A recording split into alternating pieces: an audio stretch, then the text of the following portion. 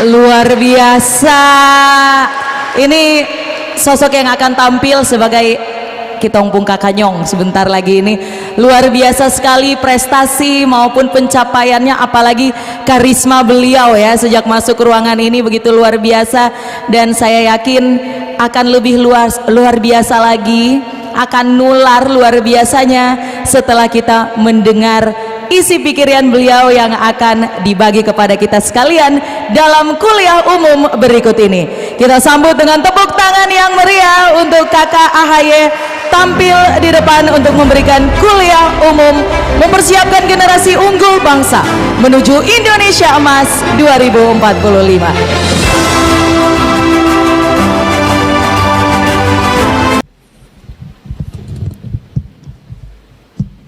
Tes. Salve, Shalom, Assalamualaikum warahmatullahi wabarakatuh. Om Swastiastu,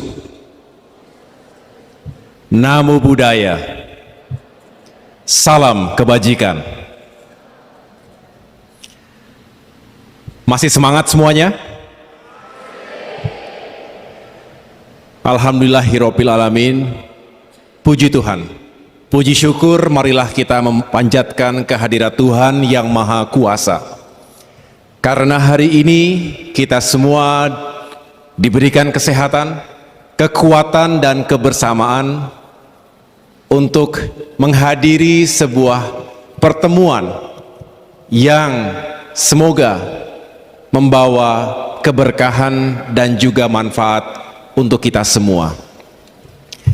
Saya merasa berbahagia, merasa bangga berada di tengah-tengah generasi muda, penerus perjuangan para founding fathers kita, para mahasiswa, mahasiswi Universitas Katolik Widya Mandira, Unwira. Tepuk tangan untuk teman-teman mahasiswa-mahasiswi sekalian.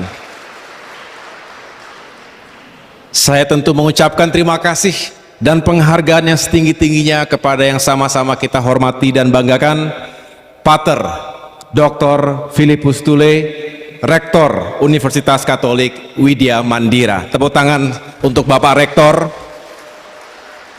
Juga kepada yang saya hormati, mohon maaf tidak dapat saya sebutkan satu persatu, para wakil rektor, para dekan, para kepala program studi, para dosen, dan segenap sivitas akademika Unwira lainnya. Tepuk tangan untuk semuanya. Saya dan istri saya tercinta, Anissa. Kalau istri harus pakai tercinta.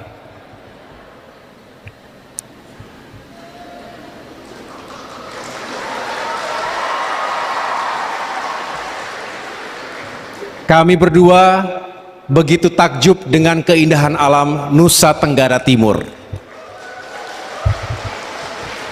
Tadi sebelum landing, melihat keindahan kota Kupang dan pantai laut yang indah, termasuk pegunungan rangkaian ketinggian yang mengitarinya.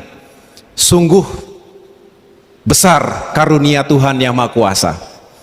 Jadi kita tentu harus selalu bersyukur karena Tuhan telah memberikan segala sesuatunya untuk rakyat Indonesia, termasuk tentunya kita semua yang ada di Nusa Tenggara Timur ini. Tinggal bagaimana kita mengubah itu semua menjadi kekuatan, menjadi daya saing, agar Indonesia yang sama-sama kita cintai ini bisa semakin maju dan bisa semakin sejahtera dalam semangat kita mewujudkan Indonesia Emas 2045.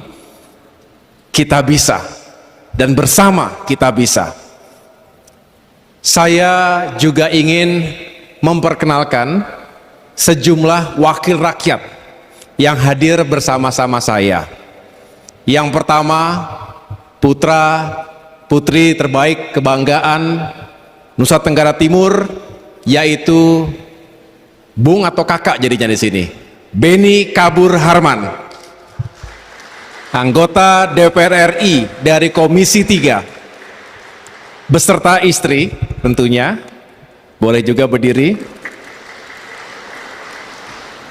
Kemudian kalau Bung Beni Kabur Harman ini asli Flores, tapi yang lebih dekat di sini ada satu lagi wakil rakyat kita, Ibu Anita Jakobaga, anggota DPR RI Komisi 10, tentu di bidang pendidikan, kepemudaan, olahraga, dan yang lainnya.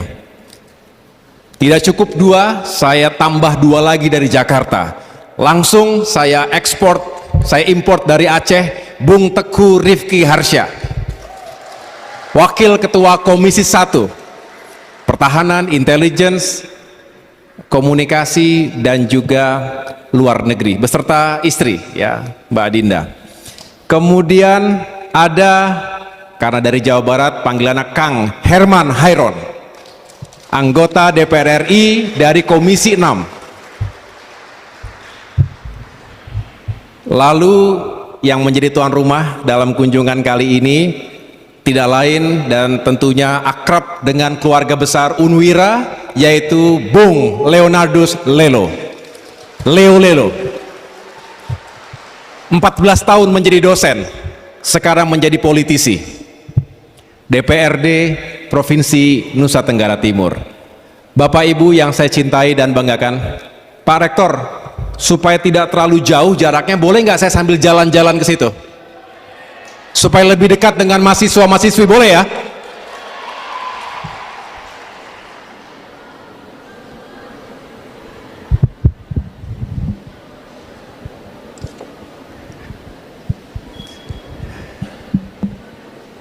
Boleh Pak Rektor ya?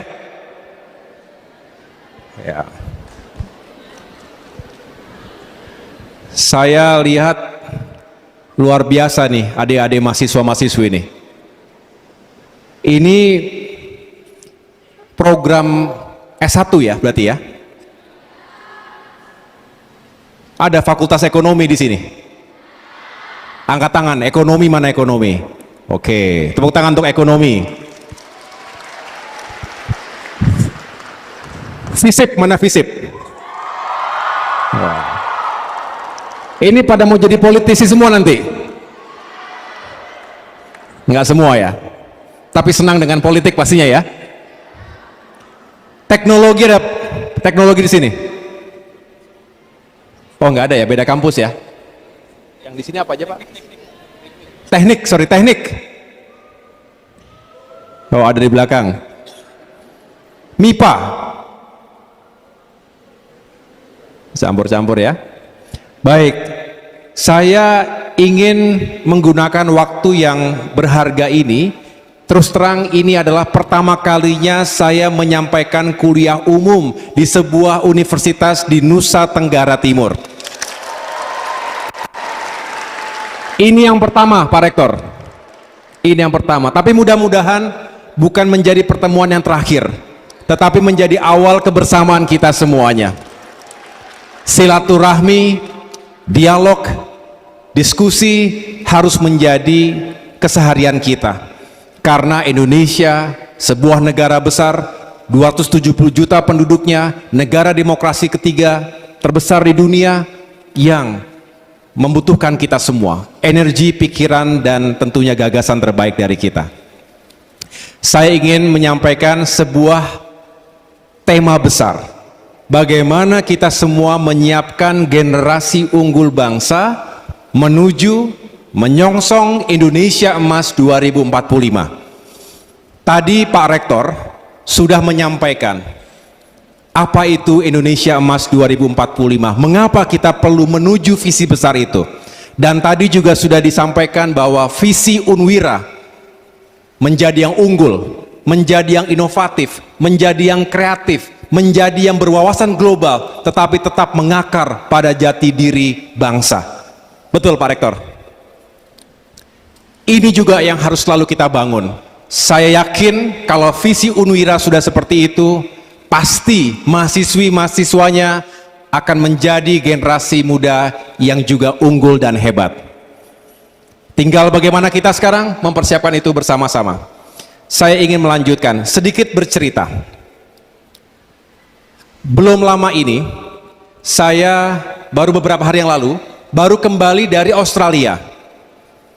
Saya mendapatkan undangan resmi dari pemerintah Australia untuk bertemu dengan sejumlah pejabat teras, sejumlah tokoh politik di Australia untuk membahas hubungan antara Indonesia dan Australia dan bagaimana kita bisa meningkatkan kerjasama dan hubungan yang baik ke depan. Di antaranya Governor General, ini yang merupakan kepala negara di Australia, kemudian Deputy Prime Minister yang juga Menteri Pertahanan, ada Menteri Luar Negeri dan juga Perdagangan, Menteri Industri dan Sains, termasuk sejumlah pejabat yang lainnya. Kami berdiskusi, kami bertukar pikiran, sejajar, setara, karena kita sama-sama melihat dunia dengan kacamata yang serupa. Tidak cukup berbicara dengan kalangan pengambil kebijakan, kalangan politisi. Saya juga berkunjung ke 3 kampus ternama di Australia. Di antaranya salah satunya adalah alma maternya Pak Rektor, yaitu Australian National University. Pak Rektor kita lulusan dari salah satu kampus terbaik di dunia, program PhD-nya di sana. Saya juga menyapa dan berdiskusi dengan teman-teman di Monash University di kota Melbourne, kalau tadi di Canberra, lalu juga di University of Melbourne. Mengapa saya cerita ini? Karena kemanapun saya datang, bukan hanya diterima dengan baik, tetapi ada energi yang sama bahwa kita ingin dunia kita semakin baik. Mengapa? Kami menyimpulkan dari diskusi itu bahwa hari ini dunia kita sedang tidak baik-baik saja. Kita tahu 2 tahun kita menderita akibat pandemi COVID-19 yang melanda seluruh belahan dunia, termasuk Indonesia. Korban jiwa, dampak ekonomi, dampak sosial, banyak yang di PHK, dirumahkan, banyak yang kehilangan pekerjaan, betul? Banyak yang kehilangan penghasilan, kemiskinan meningkat, pengangguran meningkat. Belum lagi setelah itu kita tahu bahwa terjadi perang di mana? Perang di mana adik-adik? Ukraina, betul. Perangnya di Ukraina, nun jauh di sana, di daratan Eropa antara Ukraina dengan Rusia, tetapi dampaknya sampai Indonesia juga. Terjadi krisis energi, krisis pangan, dan juga dampak terhadap stabilitas keuangan di tingkat internasional. Kita menghadapi juga banyak sekali tantangan lainnya, termasuk bagaimana ketegangan geopolitik yang terjadi di kawasan Asia Pasifik, tegangan di Laut Cina Selatan, di Taiwan, di Semenanjung Korea, dan lain sebagainya. Apa artinya itu semua? Bahwa dunia semakin penuh dengan ketidakpastian. Masa depan kita penuh dengan ketidakpastian. Tetapi adik-adik, teman-teman sekalian, kita harus tetap optimistis. Kita harus punya keyakinan bahwa kalau kita mempersiapkan diri dari sekarang, maka tantangan dan permasalahan sebesar apapun di masa depan bisa kita hadapi bersama, dan Indonesia tetap bisa menjadi negara yang hebat dan maju. Bisa semuanya ini kira-kira adik-adik? Yakin nggak Indonesia bisa menjadi negara yang maju ke depan? Harus punya keyakinan itu dulu. Tetapi kita tidak boleh melakukan hal-hal yang biasa-biasa saja. Saya ingin kemudian menyampaikan bahwa kita juga melihat Indonesia hari ini juga banyak tantangannya. Indonesia juga sedang tidak baik-baik saja. Paling tidak ada 3 permasalahan utama, tantangan yang sedang kita hadapi. Yang pertama adalah terkait dengan ekonomi dan kesejahteraan rakyat. Yang kedua terkait dengan demokrasi dan kebebasan sipil. Sedangkan yang ketiga, keadilan dan penegakan hukum. Mari kita bedah satu persatu secara singkat. Yang pertama, ekonomi dan kesejahteraan. Kita tahu ruang fiskal kita terbatas. Sederhananya, ekonomi kita terbatas. Mengapa? Karena kita dilanda krisis selama 2-3 tahun berturut-turut terakhir ini. Artinya keuangan negara terbatas. Belum kita bicara adanya prioritas-prioritas pembangunan yang kurang tepat. Mengapa? Karena kondisi keuangan terbatas, seharusnya kita bisa lebih bijak lagi menggunakan keuangan negara tersebut untuk hal-hal yang lebih memiliki urgensi, prioritasnya lebih tinggi, termasuk misalnya untuk kesehatan, pendidikan, dan juga peningkatan kesejahteraan. Dan yang terakhir, kita tahu utang kita juga tinggi, utang negara kita tinggi. Saya lanjutkan. Selain itu, kita juga tahu bahwa inflasi, harga-harga barang pokok ini terus meningkat, betul? Di sini meningkat nggak di NTT? Apa yang naik harganya? Apa? Boleh ada yang menyampaikan supaya jelas? Bahan makanan pokok naik, betul? Ada lagi yang naik? BBM naik? Sulit nggak kalau BBM naik? Karena kalau BBM naik akan berpengaruh pada harga-harga kebutuhan pokok lainnya, betul? Ya, inilah yang terjadi. Inflasi kita tinggi, kemudian daya beli kita lemah. Daya beli kita itu kemampuan kita membeli barang, membeli jasa. Karena harga-harganya naik, sedangkan penghasilan kita tidak mengikuti, betul? Sehingga daya beli kita lemah. Lalu UMKM, usaha mikro kecil menengah, banyak jumlahnya. Indonesia ini 90% tenaga kerja terserap ke dalam sektor UMKM, terpukul akibat sekali lagi ekonomi yang belum tumbuh secara stabil. Saya lanjutkan. Selain itu, kita juga tahu bahwa telah terjadi kemunduran demokrasi. Kemunduran demokrasi. Apa itu demokrasi, adik-adik? Boleh ada yang menjawab? Ada yang berani menjawab? Apa itu demokrasi? Kita sering mendengar kata demokrasi. Apa itu demokrasi? Boleh? Nggak usah ragu-ragu. Itu mau jawab nggak? Oh, malu-malu mungkin ya? Hah? Ada yang mengatakan kebebasan. Apa? Ada lagi bisa menjawab yang lain? Demos kratos. Kekuasaan itu di tangan rakyat. Betul? Nah, kalau dipancing bisa semuanya. Kekuasaan di tangan dari rakyat, untuk rakyat, oleh rakyat. Betul? Dari rakyat, oleh rakyat, untuk rakyat. Jadi kekuasaan tertinggi di mana? Ada pada rakyat. Oleh karena itu kita harus menjunjung tinggi demokrasi, karena itu adalah milik rakyat, kebebasan. Tetapi tentu kebebasan yang bertanggung jawab untuk berekspresi, untuk berasosiasi, untuk mengemukakan pendapat dan lain sebagainya. Nah, kita tahu bahwa dalam sebuah negara yang demokratis ada yang namanya pemilu, betul? Pemilihan umum untuk memilih para pemimpin bangsa, untuk memilih para wakil rakyat, termasuk anggota DPR RI, DPRD provinsi, DPRD kabupaten kota. Nah, kita berharap kualitas demokrasi kita tidak mundur, kualitas pemilu kita juga tetap baik. Ada 3 masalah. 1, politik uang. Yang kedua, politik identitas. Yang ketiga, politik fitnah. Politik uang ini bahaya, karena uang itu bisa saja kualitas demokrasi kita menurun. Kalau datang ke TPS harus dibayar uang, tentu itu akan mempengaruhi kualitas politik kita, kualitas pemilu kita. Yang kedua, politik identitas. Saya ingin terus menjadi yang terdepan untuk mengatakan, mari kita cegah bersama terjadinya politik identitas, politik pembelahan, politik polarisasi.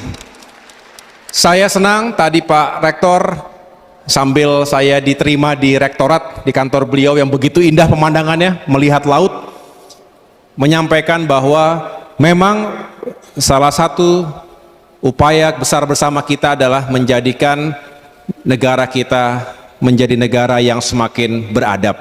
Dan tadi disampaikan dalam sambutannya, itu juga menjadi salah satu karakter generasi yang unggul. Nah, peradaban, keadaban itu dimulai dari perilaku kita berpolitik.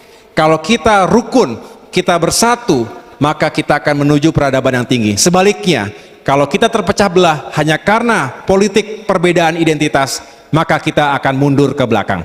Saya yakin Unwira memiliki tekad menjadi yang terdepan untuk juga sama-sama mencegah terjadinya eksploitasi politik identitas. Sepakat semuanya? Dan yang terakhir, politik fitnah. Hati-hati dengan fitnah. Fitnah itu bisa menimbulkan banyak korban. Hati-hati menjadi korban hoax, menjadi korban hate speech, ujaran kebencian, memecah belah bangsa. Harganya terlalu mahal. Gara-gara kita asik di media sosial, kita lupa bahwa seringkali banyak informasi yang belum tentu benar, tetapi sering kita sebarluaskan, dan itu menimbulkan perpecahan di antara kita. Hati-hati, dan itu sangat tidak baik untuk kerukunan dan toleransi di negeri kita. 3, potret ini harus sama-sama kita carikan solusinya. Yang berikutnya, kita ingin meyakinkan bahwa demokrasi kita untuk kita semua, tidak boleh hanya sebagian kecil golongan, mereka yang punya uang besar, mereka yang punya kuasa politik yang menentukan segala-galanya. Warga negara, siapapun ia, bukan hanya mereka yang ada di kekuasaan, tetapi semua warga negara memiliki hak dan kewajiban yang sama. Inilah sebetulnya yang sedang kita perjuangkan. Jangan sampai kemudian ada yang merasa takut hidup di negerinya sendiri. Jangan ada yang merasa takut berbicara di negerinya sendiri. Sepakat semuanya? Karena ini adalah negeri kita sendiri, bukan milik siapa-siapa. Kalau bukan kita yang mengisinya, lalu siapa lagi? Saya lanjutkan. Kita juga tahu ada permasalahan di sektor keadilan dan penegakan hukum. Adanya upaya untuk menggunakan hukum sebagai instrumen politik. Lalu penegakan hukum yang tebang pilih, tajam ke bawah, tumpul ke atas. Tajam ke lawan, tumpul ke kawan. Adil nggak kalau seperti itu? Tentu tidak adil. Bukankah ketidakadilan merupakan sumber semua permasalahan yang ada di dunia? Injustice is the mother of all problems. Oleh karena itu, teman-teman, adik-adik sekalian, mari sebagai generasi muda kita berani menyuarakan kebenaran, berani menyuarakan keadilan. Kalau tidak, maka kita hidup dalam suasana yang terintimidasi dan juga terjajah. Padahal katanya kita sudah merdeka 77 tahun, tetapi kalau masih tertekan di negeri sendiri, artinya kita masih terjajah. Saya ingin lanjutkan, bahwa itu semua semakin menguatkan bahwa Indonesia, juga dunia tentunya, harus semakin baik. Masa depan kita, kita sendiri yang menentukannya. Kita tahu ada yang namanya Sustainable Development Goals, SDG. Ini adalah sebuah agenda besar dunia yang ditetapkan oleh PBB, Perserikatan Bangsa-Bangsa, di mana tahun 2030 diharapkan sudah tidak ada lagi kemiskinan yang sangat ekstrim, tidak ada lagi masalah kelaparan, kemudian lingkungan hidup juga bisa kita pelihara dengan baik. Tetapi apa yang terjadi? Sekali lagi kita mengetahui bahwa situasi dunia menjadi penuh dengan ketidakpastian. Pertanyaan besarnya, apa yang bisa dilakukan oleh generasi muda hari ini? Anak-anak muda, adik-adik sekalian, apa yang bisa kita lakukan untuk memperbaiki keadaan, untuk melakukan perubahan-perubahan menuju ke cita-cita kita? Sebelum kita jawab bersama, mari kita lihat sebuah lintasan sejarah terkait dengan semangat bela negara. Karena ini sangat penting, merupakan milestone, merupakan titik pijak dari setiap generasi muda Indonesia. Kita lihat sama-sama. Di tahun 1908, ada apa itu 1908? Kebangkitan? Tanggal berapa kita peringati? 20 Mei, betul? Masih diperingati kan? 20 Mei itu kita peringati sebagai Hari Kebangkitan Nasional. Para pemuda di generasi 1908 ini bersatu untuk bangkit melawan penjajah. Tetapi tentu masih panjang. Kemudian 1928, apa yang terjadi?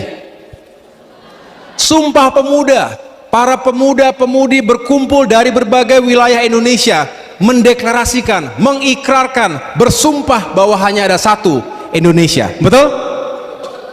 Masih ingat apa Sumpah Pemuda? Apa coba? Bertanah air? Ya, kita bersumpah bahwa Indonesia satu. Janganlah terkotak-kotak. Walaupun kita terdiri dari 17.000 pulau, dari Aceh sampai dengan Papua, berbagai suku, agama, ras, etnis, tetapi kita harus bersatu. Tinggalkan identitas kita. Untuk Indonesia kita semua harus bersatu. Oleh karena itu sedih rasanya kalau ini sudah diikrarkan tahun 1928, kemudian abad 21 ini masih ada yang mencoba memain-mainkan pertentangan, perbedaan antar identitas dan ditabrak-tabrakan satu sama lainnya. Sungguh menyedihkan. Dan ini harus kita cegah bersama-sama. Sekali lagi kita bersumpah untuk Indonesia tetap satu, dan itulah yang harus kita terus pertahankan. Berikutnya, generasi 1945, apa yang dilakukan? Memerdekakan bangsa, betul. Proklamasi 17 Agustus 1945. Inilah tonggak sejarah kemerdekaan Indonesia. Bung Karno, Bung Hatta, dan para pejuang patriot bangsa lainnya yang berjuang di wilayah diplomasi, politik, maupun bergerilya, Panglima Besar Sudirman misalnya, dan semua yang telah mencurahkan darah, keringat, dan air mata untuk Indonesia ini. Mereka semua adalah generasi muda di zamannya. Generasi muda yang penuh energi, idealisme, dan kekuatan. Mereka bersatu melawan penjajah dan mereka berhasil memerdekakan bangsa. Lanjut lagi, tahun 1966, apa yang terjadi? Tritura, 3 tuntutan rakyat. Atas apa? Peristiwa G30 SPKI, betul? Bangsa kita hampir tidak selamat. Pancasila dirongrong oleh ideologi yang benar-benar bertabrakan dengan nilai-nilai dasar Pancasila itu sendiri. Dan kita bersatu, kita berhasil menegaskan bahwa Pancasila sakti, Pancasila tetap menjadi way of life kita. Kemudian tahun 1998, ada yang sudah lahir di sini? Belum ya? Ini usianya berapa ya? Yang paling muda usia berapa di sini? 17? 18? Ada yang 18 tahun? Nah, tahun 1998 terjadi reformasi besar-besaran, reformasi nasional yang telah sekali lagi mengubah jalannya sejarah. Kita sebagai bangsa mengoreksi perjalanan sejarah ketika itu, di mana Indonesia selama 30 tahun berada dalam sebuah rezim yang otoriter. Demokrasi tidak dijalankan dengan sebenar-benarnya. Terjadi berbagai permasalahan fundamental, termasuk kesenjangan dan ketimpangan, dan juga kemunduran ekonomi. Akhirnya sebagai bangsa kita bersatu menyuarakan perubahan total, reformasi nasional. Dan siapa yang berada di depan? Generasi muda, para mahasiswa, para aktivis yang juga memiliki idealisme dan cita-cita besar. Nah, kita kemudian berada di tahun 2022 ini. Apakah generasi muda Indonesia hari ini juga punya semangat untuk mengubah sejarah? Agar Indonesia bisa bangkit dari pandemi dan bahkan bisa mengubah segala tantangan menjadi peluang. Bisa? Kita harus bisa. Karena kalau tidak, kita akan tertinggal.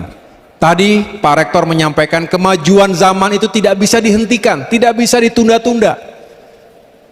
Artificial intelligence, AI, robotik, machine learning, segala kemajuan teknologi, serba digital, revolusi industri 4.0, apapun namanya, itu sudah menjadi bagian dalam kehidupan keseharian kita. Tidak bisa kita cegah dan kita tidak bisa mengelaknya. Yang harus kita siapkan adalah bagaimana kita punya keterampilan, bagaimana kita siap sebagai generasi muda yang unggul. Jangan sampai jenis pekerjaan kita sudah tidak lagi relevan karena sudah tergantikan dengan mesin, sudah tergantikan dengan teknologi, tergantikan dengan aplikasi. Pertanyaannya kemudian, kalau kita kalah berkompetisi dengan teknologi, lalu kita bagaimana dalam kehidupan sehari-hari kita? Bagaimana lapangan pekerjaan kita? Nah, ini ya semua yang harus kita carikan solusinya. Dan tentunya kita berharap pada saatnya 2045. Jadi kalau adik-adik usianya 20 tahun hari ini, 21 tahun, ada yang 20 tahun? Angkat tangan 20 tahun. Usianya 20 tahun, 21 tahun. 23 tahun lagi usianya berapa? 43, 44, betul? Berarti di tahun 2045 adik-adik yang usianya 20 tahun ini akan seusia saya. Jadi kalau nanti semoga usia kita panjang, diberikan kesehatan, ingat-ingatlah tahun 2045, ingatlah pertemuan di Unwira ini, bahwa saya pernah bercerita, pernah mengajak kita berimajinasi ke depan apa yang akan terjadi di tahun 2045. Dan ketika itu saya dan generasi saya mungkin sudah mundur ke belakang.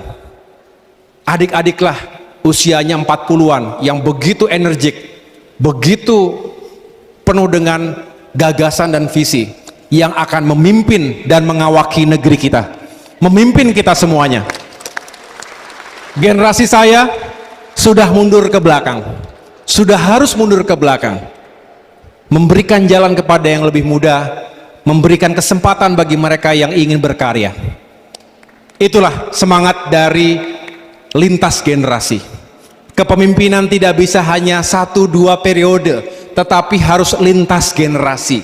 Yang senior memberikan jalan kepada yang junior, yang tua menjadi guru yang baik bagi yang muda. Jangan yang muda ditutup jalannya, tidak boleh punya kesempatan, dikatakan belum saatnya. Ingat, 08, 28, 45, 66, 98, semua anak muda yang memberikan kontribusi terbesar untuk negeri kita. Indonesia bersatu, Indonesia merdeka, Indonesia berubah. Saatnya datang kepada adik-adik sekalian. Jadi ingat-ingat ya, 2045, kalau kita usia panjang, ingat-ingat diskusi sore hari ini di Unwira.